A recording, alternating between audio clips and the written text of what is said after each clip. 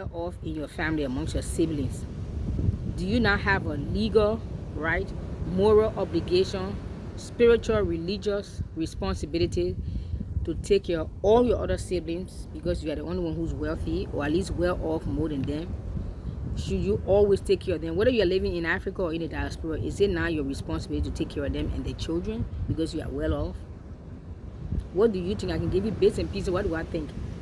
No, I don't think it's your responsibility, whether physically, spiritually, religiously. It's not your responsibility. However, there's nothing wrong with helping. There's a difference in helping somebody to get on their feet. There's another difference in taking care of somebody. I don't agree with taking care of them unless you are elderly or you are handicapped or you are a child.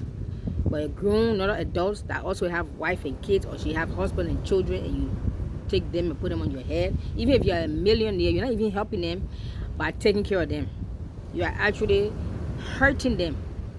Because what if, heaven forbid, you are no longer around, or the financial status you had once, it dwindles.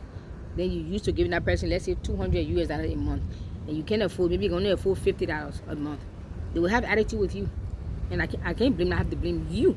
You have trained them to depend upon you forever. Sometimes we make out of the kindness of our heart, or sometimes I call it false human compassion. But be careful not to play God in somebody else's life. Don't be a God unto someone. God said he is jealous. You can help somebody, but don't take care of them. Because you may be the richest or wealthiest, or you may have a little bit more money than your siblings. But what if you are not the one that God designated to put your family out of poverty? What if he has somebody else? What if a total stranger? And in this Africa, some of us think that the only way we can get help is from our relative from abroad. What if God wants to help you on that land from somebody, maybe a politician, a pastor, maybe somebody traveling from a total stranger traveling from abroad, and they come on the ground, they see you, and they want to help you? Why would you think only my auntie, my uncle, my sister, my brother in UK, Canada, America, they are the only ones supposed to help you? Why you designated them? What if God never said they are the only one to help you, or they are the one to help you? What if God have somebody else to help you? You shut that door because you say no. You want to play God, or you want to make that decision for God, and your relative in the States or in the diaspora have also agreed with you and decided yes, they will be God. They will play the God onto your life. And the only source of supply and help coming from them, and you agree that you choose them, so you both agree. No, we can't do that. Sometimes some people too, they have been so lazy, lack of discipline, lack of self-control. They don't want to work. They don't want to do nothing. They are lazy. So God allowing their wrong decision, their poor choices, and they are reaping the consequences of their laziness and their lack of discipline. They are reaping it. Then you want to step in and rescue them. And God, so because then you step in to rescue them, you and them will suffer the financial pains. Then the money you used to have once upon a time now is getting tight and tight, because sometimes maybe that's the only way you even hear from God to say, stop supporting this person. Yes, help them occasionally. If you must help them with a business idea. And yes, sometimes some of us have sent money to help with business ideas, and we are still waiting for the business or the idea. Can I get an amen? In that case, it's time to pack your battle bag and hold ass somewhere else. Keep your money, or find some widow or orphan or somebody who doing something good and help. Because I've come to realize many of our relatives in the States, in the diaspora, I was there for 37 years, so I know what I'm talking about. And they struggle, they work so hard and send that money. I'm all over the place, but this is just an introduction video, so don't mind. I may have a head or a tail, I may not have head or tail, no problem. I'm talking. You get a point somewhere. But those of you who are on ground, I've come to realize that many, I'm not saying all, but majority of those who are on ground, listen, I'm not saying all, I say most, many, majority, but not all, of those that are on ground, and they have relatives abroad. Most of them, as I see now, since I came home, they are the ones that are lazy, that lack discipline, that lack self-control, that are rude and arrogant. They are boastful and full of pride, because they figure every month the auntie, the uncle, the relative will send them money, and or they will give your relative someone a sad story, and they have no choice but to send you money. But those who are on ground, I don't have any relative in the diaspora, or maybe if they have relative, the relative have written them off. Those are the ones that are true hustlers down here. Those are the ones that are true hustlers on the ground. Those are the ones I respect. They don't have no aunties, uncles, brother, sister, mother, father, uncle, niece, grandmother, daughter, sister, first child, second child, third uncle, and mother-in-law. They don't have all those long lists of relatives to help them. So they are struggling and they are hustling.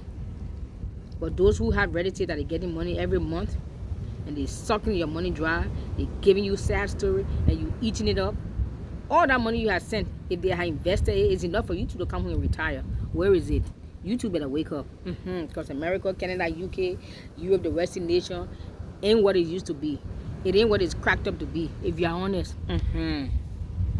But if you're honest, according to you, the Western nation is paradise. Please stay in paradise. We about to create our own paradise right up in here. Can I get an amen? What is up in here? The continent of Africa. Number 2, or is it number 3 or number 4? Another thing that I also noticed on ground of my people, if you go to Monrovia or Buchanan, which is the next city from where I'm living, on the beach, who want to see the beautiful ocean view? You see it soon. The sun is in my face. Everybody and their mother has some kind of market. They're either selling something in the hair, on the hair, in the pan. They're selling something, they push it in the wheelbarrow. They got some little hut somewhere. They sell. Everybody is selling something. I'm not making a mockery of people trying to do a hustle or honest living. But I stop and wonder sometimes. Everyone that are selling, are they all meant to be sellers? Are they all meant to be business owners? Are they all meant to be entrepreneur? Or is it that some of our people that are selling that should be working under somebody and learning some skills, but because they are lazy, they lack discipline, they lack self-control, they have no protocols, they have no structure, they want to do anything they want. I'll give you an example. Even somebody who said they have the little hustle, they got they create a little boot, right? And you go there to do your money transfer. You go there sometimes, it not even, the sign said 10 o'clock, they open 10 o'clock. You go there sometimes 12 o'clock, they not even open. You call them, oh, I'm on my way, I'm coming. Those are people who cannot get or maintain a job with a real company, so they just open their own. Because if your business is going to be open 8 o'clock and 10 o'clock, they call your people at the door and you're not there. And this is not once, it's happened several times, on several different occasions. It happened. Many of them do that. That's it. So the reason why many of you are selling stuff is not because, yeah, it could be because there's not enough jobs. But even if there's jobs, most of them will not keep the job because they're not disciplined. You tell them come to work 8 o'clock, they'll come to work at 10. Then they want to take a 2 hours lunch break and then leave at 2 o'clock. Anybody who have workers in Liberia watching this video, you can attest. I've been here now 1.5 years. June 2025 will make me be here 2 years. Can you imagine? Flomo, I'm on the phone. Please don't start. You see that man? Anytime I start my video, when he decide to do a kuku. I love his voice now, but sometimes his voice disturbing me. Thank you, Flomo. You're a good boy. Yes. So, what was I saying? All of them want to do business. It's not because they can't find a job. There are even a few jobs that are here. They don't have the skills. They don't want to learn the skills. You try to even train them. They're not interested. They say, and don't bring your American ways here. And this is not America. And we are not Americans. And this is the Liberian way. And this too is Liberia. And the Liberia, they give a whole lot of excuses. And I said to them, when they finish talking, I just be quiet. I say, you done? Okay. You said, this is not America. I shouldn't bring my American ways here. Flomo! But I was asking, I said, is it not the same America you are rushing to play DV to go to? I'm just saying. You see them? They will tell you, don't bring your American ways here, and this is not America, and we're not American, and that's not how we do it here, and yada, yada, yada. They just give you excuses for the mediocrity. They give you excuses and justification for the laziness, the lack of discipline, no structure. Those are the excuses and the reasons I give. As for you, the same American, you say we shouldn't bring our American ways here and our American culture and add the energy. But it's the same America you are rushing to play DV to go to. So what does that make you? I'm just saying, let's be honest, let's be real, let's talk the truth now. I'm not saying you shouldn't play your DV and go there. Please play your DV, line up, go there. But the same system, if we take some of those systems and bring it here and implement those systems here, none of us will end the nation prosper. None of us will need to go to America other than for vacation.